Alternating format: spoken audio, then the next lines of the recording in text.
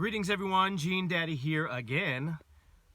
This one is entitled, Am I My Brother's Keeper? Obviously, right now we're in an emergency, critical situation for many. And the thought came to mind because of the fact that it's pretty obvious. We have people out of work. We have businesses closed.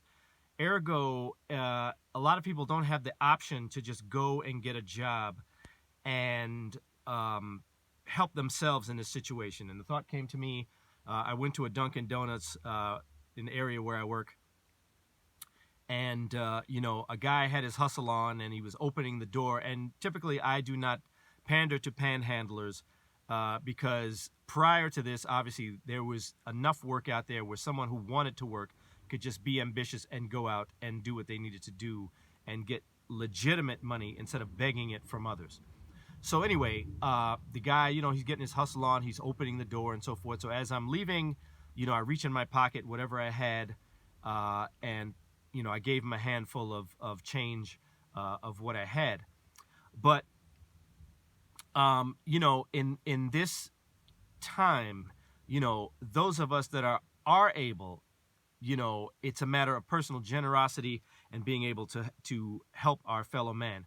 Now, on another side of that, I was thinking the way the Prez, who is a boss and essentially the boss, the way he's been handling this, and it's impressive how he has enlisted the help of the private sector in this, taking X amount of strain off of the government.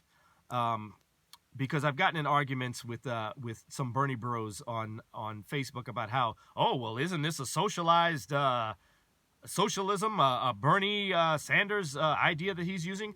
No, he isn't. This is an emergency situation. This isn't every day where he's advocating for the government takeover of everything and stripping people of their finances by government grabbing, more or less. So, this is stimulus for both businesses and individuals, because let's face it, businesses hire people. So anyhow, and obviously people need money in their pockets. But the other aspect of it that I was thinking of, there are billionaires in this country, and going along with the private sector, private individual sector, private philanthropy aspect of this. For example, you have a guy like Bloomberg in the Northeast region, who spent $500 million on a goofball failed presidential campaign, right?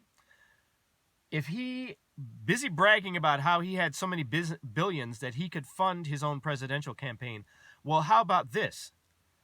As appeal to his own generosity and put your money where your mouth is, unbullshitism, well then, how about you take $1 billion and take the burden off of the government and you subsidize, say, New York or whatever extent of the Northeast that within your reach or within your ability, and the same thing on the West Coast. On the West Coast, you have Bill Gates, who's worth who knows how many billion. You mean to tell me that between the two of them, that they couldn't take the burden off of the government with their own personal philanthropy and give relief to Americans small businesses that are in need right now?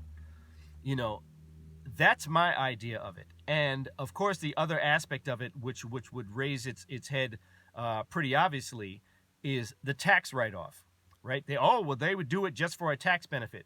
Well, if they were to work in a private sector way to give of their own philanthropy, I would say certainly they should not receive a tax benefit for that, because then that would again fall on the taxpayer who's actually paying for it. No, if you're going to give as a citizen, as a philanthropic citizen, you give of your own volition, you pay cash out of your pocket. Because if I had it, let's say I won I believe the Powerball is up to what, 150 million? If I won the Powerball, say this weekend or whatever, who knows what the cash payout is. But given where I live, here's what I would do personally. In cash, I may give bundles of envelopes. I may see, families coming out of the supermarket, slip them $1,000 cash in an envelope. randomly do it, because people would be trying to rip you off and rob you if they heard, if the word, hey, this guy's giving away free money, somebody's going to try and rob you, and you don't want it to be dispersed that way. On top of the fact that you want to be able to somehow discern who is of need and who isn't of need, because there'd be plenty of people trying to double dip in that type of situation. So you catch people in vulnerable situations. You see a family coming out of the supermarket, they're coming out of it, so that's when you can slip it to them. Or you're down the street and you see you see somebody walking with their kids or whatever the case may be, and I would slip them an envelope with, say, $2,000 in it. That's the way I would handle it, because obviously you're limited to the amount of money orders that you can purchase. I can't remember. I think it's like $3,000 in worth of money orders you're allowed to purchase. And with personal checks, you don't want your personal information and your tracking numbers and your account numbers in there that people can manipulate. So anyway, that's my 2 cents. Fight amongst yourselves in the comments section as usual. Like and subscribe. And I'm Gene Daddy, and I am out.